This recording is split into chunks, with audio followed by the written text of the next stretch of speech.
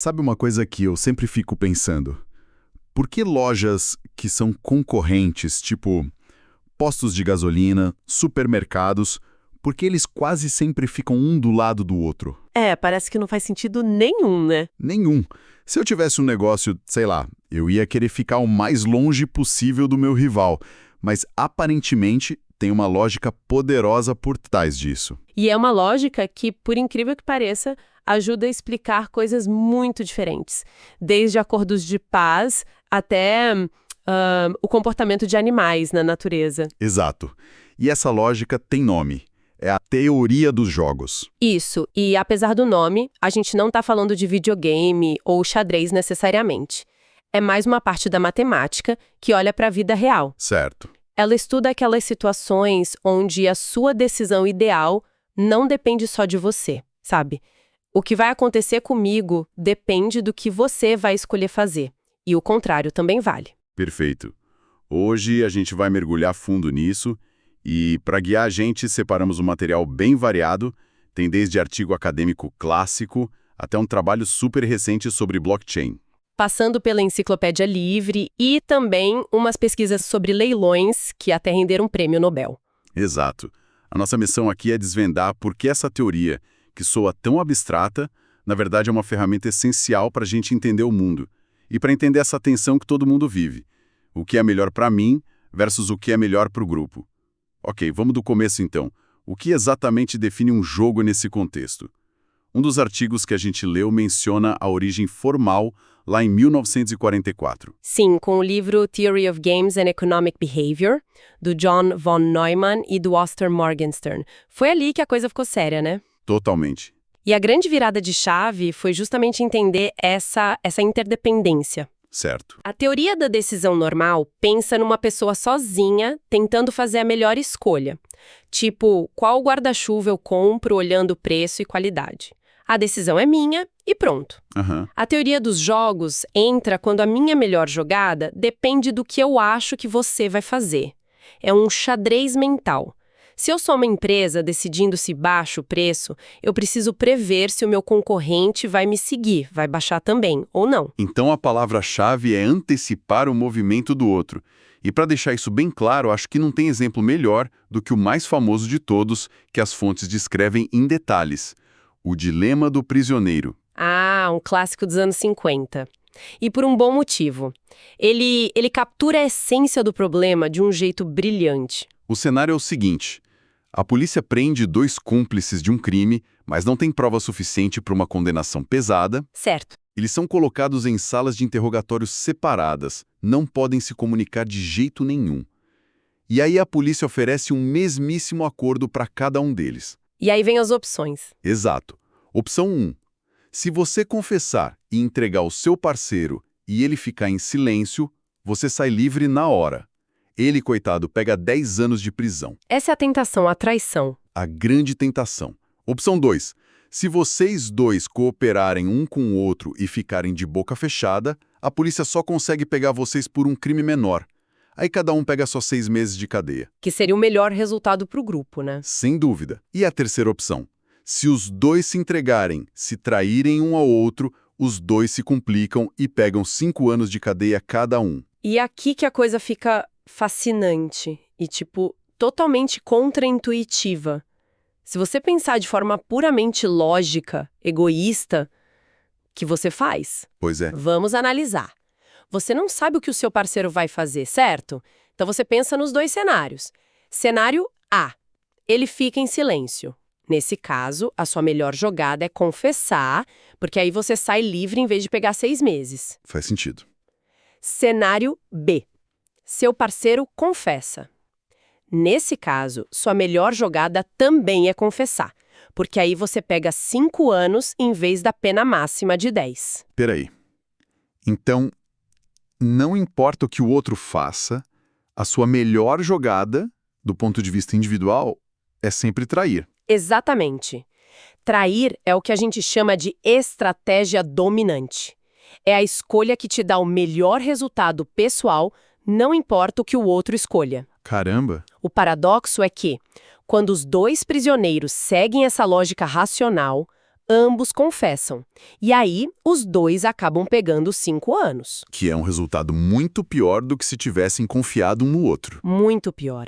Se eles tivessem cooperado, pegariam só 6 meses. Isso é muito louco. A busca pelo melhor pra mim leva ao pior pra nós. E isso não é só um quebra-cabeça, né? As fontes mostram que esse dilema está em todo lugar. Em todo lugar. Pense em 2 empresas rivais que as fontes citam no contexto de cartel. Cooperar é manter os preços altos e as duas lucram bem. Certo. Mas cada uma tem o incentivo de trair, ou seja, baixar um pouquinho o preço para roubar os clientes da outra.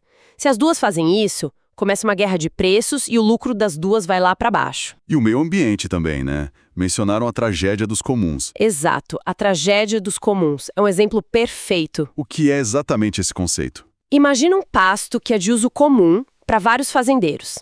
O recurso é de todo mundo. Ok. A atitude racional para cada fazendeiro, individualmente, é colocar o máximo de vacas que ele puder ali.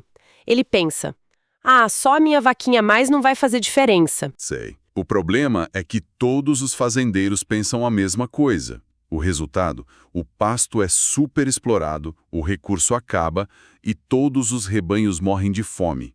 A ação racional individual leva à ruína coletiva. É o dilema do prisioneiro com vários jogadores. Entendi, e essa teoria toda, claro, não surgiu do nada. Ela foi construída por umas figuras geniais. As fontes citam o John von Neumann, um matemático que era tipo uma força da natureza, né? Sim, envolvido no projeto da bomba atômica, na criação dos computadores, um gênio. Mas o nome que ficou famoso para o grande público mesmo foi o John Forbes Nash Jr. A carta de recomendação dele para Princeton tinha só uma frase: "Este homem é um gênio matemático." E era mesmo.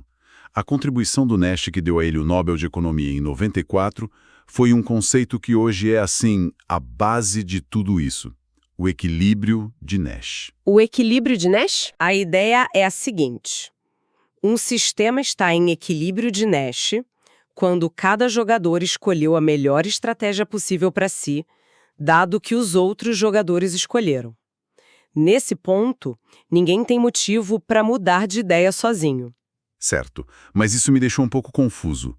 Se é um ponto de equilíbrio, por que ele pode levar um resultado ruim para todo mundo, como no Dilema do Prisioneiro? A palavra equilíbrio soa como algo bom, desejável. Ótima pergunta. Mas 5 anos de cadeia para cada um não parece nada desejável. E essa é a chave para entender o conceito. Equilíbrio, aqui, não significa ótimo, significa só estável. Pensa no Dilema do Prisioneiro. Quando os dois confessam, eles estão num equilíbrio de Nash. Por quê? Porque se um deles, sozinho, decidir mudar de ideia e ficar em silêncio enquanto o outro continua confessando, o que acontece? A pena dele pula de 5 para 10 anos. Ele só piora a situação dele. Exato. Então, nenhum deles tem incentivo para se desviar unilateralmente. Eles ficam presos nesse equilíbrio que é ruim para ambos. Agora faz todo sentido. É um equilíbrio porque sair dele sozinho te prejudica. E isso me leva de volta à minha pergunta inicial dos postos de gasolina. Tem tudo a ver. Um do lado do outro. Tem a ver com isso? Totalmente. É um exemplo clássico de um modelo chamado jogo de localização de Hotelling. Imagina uma praia de 1 quilômetro e 2 vendedores de sorvete. Onde eles deveriam ficar? Bom, um em cada ponta para atender todo mundo, imagino. Isso seria o melhor para os banhistas, sim. Um a 250 metros de uma ponta, outro a 250 da outra. Mas pensa como um vendedor. Se você fica bem no meio, nos 500 metros, você garante metade dos clientes, não importa onde o outro vá. Certo. Se o seu concorrente vá para uma ponta, você pode se mover um pouquinho para o lado dele e pegar, sei lá, 70% do mercado. A única posição onde nenhum dos dois ganha vantagem se movendo sozinho. É um do lado do outro, bem no meio da praia. Caramba, então eles não ficam juntos para combinar preço. Eles ficam juntos porque é o ponto mais estável. O equilíbrio de Nash. Exatamente, mesmo que isso force todo mundo a andar mais para tomar sorvete. É uma solução estável, mas ineficiente para o sistema. Que insight! E a história do Nash, claro, ficou super conhecida pelo filme Uma Mente Brilhante. Sim, que mostra a genialidade e a luta dele com a esquizofrenia. Mas a teoria continua super viva, né? Uma das fontes até menciona o Nobel de 2020 para o Milgrom e Wilson pela teoria dos leilões, que é uma aplicação direta disso. Exato. Eles usaram teoria dos jogos para desenhar leilões mais inteligentes, tipos de frequência de rádio que arrecadaram bilhões. Eles criaram as regras do jogo para garantir um resultado melhor. Ok, mas essa ideia de que a própria natureza pode encontrar um equilíbrio de Nash sem uma mente consciente por trás. Isso é incrível. É fascinante. As fontes trazem uns exemplos da biologia evolutiva que parecem ficção científica. O meu favorito é o do peixe limpador. Tem um peixe predador gigante e um peixinho que nada para dentro da boca dele para fazer uma faxina. É isso mesmo. Pela lógica, o jantar deveria estar servido, né? O que impede o peixe grande de simplesmente fechar a boca? É um exemplo perfeito de um jogo repetido. Pensa bem, o predador poderia trair e comer o peixinho. Sim, Mas ele só faria isso uma vez. certo. Cooperar e deixar o limpador sair, ele garante um serviço de remoção de parasitas contínuo, o que aumenta a saúde dele a longo prazo. O peixinho, por sua vez, ganha comida de forma segura. É uma simbiose. A cooperação vira a melhor estratégia, porque o jogo se repete amanhã e depois de amanhã. A reputação do predador como um bom cliente vale mais que uma refeição. E tem outro exemplo que também parece ir contra a ideia de egoísmo. O canto de aviso dos pássaros. Aham. Um pássaro que viu um gavião e dá um alarme, ele basicamente coloca um alvo nas próprias costas. Por que ele faria isso? A resposta está no que a gente chama de seleção de parentesco. O pássaro que dá o alarme pode estar se arriscando, mas ele está salvando o bando, que geralmente é composto por seus irmãos, primos, ou seja, indivíduos que compartilham muitos dos seus genes. Ah, entendi. Do ponto de vista do gene egoísta, o sacrifício do indivíduo vale a pena se ele salvar cópias suficientes de si mesmo que estão em outros corpos. O ganho não é para o indivíduo, é para a linhagem genética. Isso nos leva a um conceito das fontes, de um biólogo chamado John Maynard Smith. A estratégia evolucionariamente estável, ou EEE. Exatamente, é o equilíbrio de Nash aplicado à evolução. Não tem decisão racional aqui, são só estratégias comportamentais, cooperar, lutar, fugir, que, ao longo de milhões de anos, se provaram mais eficazes para a sobrevivência. E a cooperação, em muitos cenários, é uma EEE poderosíssima. Essa ideia de estratégias que sobrevivem por milhões de anos, sem uma mente por trás, é muito legal. E me faz pensar, será que a gente pode construir um sistema que incentive a cooperação de forma parecida, mas no mundo digital? É essa a promessa por trás do blockchain, né? Conexão perfeita. Para entender como o Bitcoin funciona, a gente precisa entender um problema clássico da teoria dos jogos, o problema dos generais bizantinos. Que nome? O que é isso? Imagina vários generais bizantinos cercando uma cidade. Eles precisam decidir juntos se vão atacar ou recuar. Certo. O problema é que alguns desses generais podem ser traidores. Um traidor pode dizer atacar para um grupo e recuar para outro, para causar o caos e garantir a derrota. A questão é, como os generais leais chegam a um consenso confiável, sabendo que existem traidores entre eles? Esse é o desafio de um sistema descentralizado como o Bitcoin, que não tem um banco central. Exatamente. E a solução do Bitcoin, a prova de trabalho, ou Proof of Work, é genial do ponto de vista da teoria dos jogos. Ela transforma a validação das transações num jogo caríssimo e competitivo. Como assim? Pense numa loteria global. Para ter a chance de adicionar o próximo bloco de transações e ganhar recompensa em bitcoins, os mineradores precisam resolver um quebra-cabeça matemático muito difícil que exige um poder computacional gigante e muita eletricidade. Então, ter mais poder de computador é como ter mais bilhetes para essa loteria. Exato. E para atacar a rede, para validar uma transação falsa, um traidor precisaria controlar mais da metade de todo o poder computacional da rede. Isso custaria bilhões de dólares. Nossa. É como gastar $1 bilhão para tentar roubar R$100. O jogo é desenhado para que ser honesto e só participar da loteria seja, de longe, a aposta mais lucrativa. A confiança no sistema não vem da bondade das pessoas, mas do puro autointeresse econômico. Uau. O equilíbrio de Nash é a cooperação. É isso. A confiança vem da matemática e do incentivo. Que poderoso. Agora vamos trazer a teoria para exemplos ainda mais próximos do nosso dia a dia. Um deles é o dilema do lobo. Esse é ótimo para mostrar o poder da desconfiança. O cenário: 20 pessoas em cabines individuais sem contato. Em cada cabine tem um botão. A regra é, se ninguém apertar o botão por 15 minutos, todos ganham $1.000. Mas, se uma única pessoa apertar, só ela ganha $100 e os outros 19 não ganham nada. O que você acha que acontece? Alguém sempre aperta. Sempre. A lógica é a mesma do prisioneiro. O medo de que outra pessoa aperte e te deixe sem nada, o medo de ser o otário, leva alguém a garantir o prêmio de consolação, destruindo o resultado ótimo para o grupo. É deprimente, mas compreensível. E tem outro exemplo que eu acho que todo mundo já viveu. A conta na lanchonete. Ah, o terror do jantar em grupo. Exato. Um grupo de 20 amigos vai a um restaurante e combina de dividir a conta igualmente no final.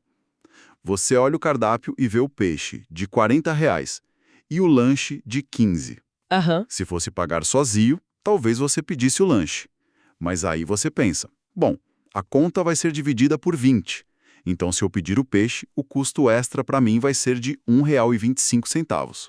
O peixe de R$ 40 vira uma pechincha. O problema, claro, é que todo mundo na mesa está fazendo o mesmo cálculo. Exato. O incentivo individual de cada um é pedir o prato mais caro, porque o custo é socializado. O resultado é uma conta final gigantesca.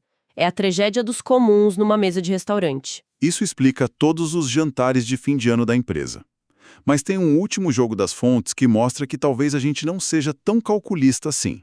O jogo do ultimato. Ah, isso é fascinante, porque ele testa os limites da racionalidade pura. Como funciona? O cenário é simples. 2 pessoas. A primeira recebe $100 e tem que decidir que parte desse valor vai oferecer para a segunda. Se a segunda pessoa aceitar a oferta, o dinheiro é dividido como proposto. Se recusar, ninguém ganha nada. Ok, pela lógica fria, o segundo deveria aceitar qualquer coisa, né? Mesmo que seja $1. Afinal, $1 é melhor que zero. Exatamente. Essa seria a previsão, mas não é o que acontece nos experimentos. Ofertas vistas como injustas, geralmente abaixo de 20% ou 30%, são esmagadoramente rejeitadas. Nossa. As pessoas preferem sair sem nada a aceitar uma divisão que elas consideram um insulto. Ou seja, a gente está disposto a pagar um preço para punir a injustiça. Precisamente. Isso mostra que nossa decisão não é puramente matemática. Fatores como o senso de justiça, emoção, reputação, são tão poderosos quanto o autointeresse, às vezes até mais. Então, depois de tudo isso, o que a gente tira dessa análise? Para mim, fica claro que a teoria dos jogos é uma lente. Uma lente poderosa que revela essa tensão constante entre o indivíduo e o grupo. Vimos isso na guerra de preços, na dificuldade de salvar o planeta, na evolução das espécies. E até no design do futuro da internet. E eu acho que a grande lição é que num mundo tão conectado, a melhor estratégia raramente é unilateral. Ela exige prever as jogadas dos outros, construir confiança e, como uma das fontes coloca, jogar pensando no próximo turno. Certo. A cooperação não é só um ideal bonito. Em muitos dos jogos mais importantes da vida, ela é de fato a jogada mais inteligente a longo prazo. Perfeito. E isso nos deixa com uma reflexão final. A teoria dos jogos foi construída com base na ideia de jogadores racionais, que buscam maximizar seus ganhos de forma fria. Mas o jogo do ultimato mostra que não somos só isso. A gente pune a injustiça, mesmo que isso nos custe. Então a pergunta para se pensar é, quando você toma uma decisão importante, quem está realmente no comando? A sua calculadora interna, que busca o máximo de ganho, ou o seu senso de justiça, que às vezes está disposto a perder só para provar um ponto?